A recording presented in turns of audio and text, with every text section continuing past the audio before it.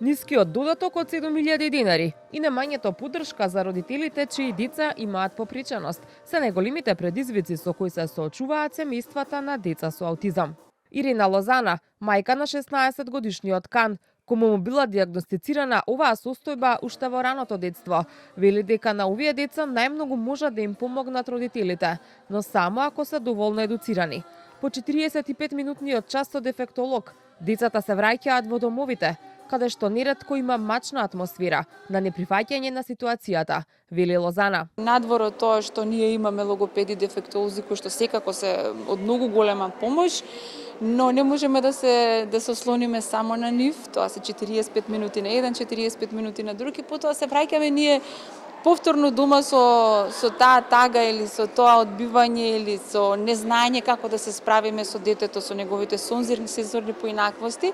Така да клучно е поддршката на родителите, кое што во нашата држава ја нема, не постои. Кан образованието го започнал во училиште за деца со типичен развој, но веќе следната година родителите го префрлиле во училиште за деца со посебни потреби. Лозана вели дека првото одделение, наместо убави спомени, им донело горчина поради неприфаќањето и нетолеранцијата на соучениците, а образовните асистенти ги издвојува како светла точка во целиот образовен процес. Кан денеска знае да свири и на пијано. Просто не турна типичното училиште и некој настани што се случи, да отидеме во посебно. Тоа беше за мене само многу добра, да речам, добар потек.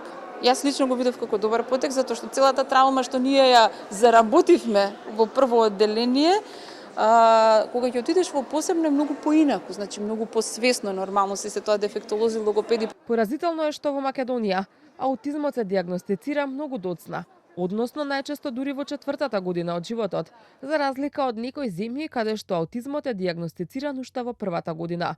Друга слаба страна е и немањето на регистар на деца кај кој е диагностициран аутизмот, смета професор Владимир Трајковски. Запад веќе и во 1-та година диагностицираат, кај нас тоа малку доцни, но би требало веќе до 3-та година детето да биде диагностицирано.